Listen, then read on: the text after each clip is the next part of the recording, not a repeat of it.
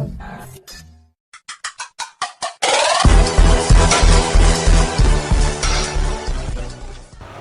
Guys, இன்றைக்கி நம்ம பார்க்க போகிறது ஐசிடி, அதாவது இண்டஸ்ட்ரியல் கெமிக்கல் டெக்னாலஜி.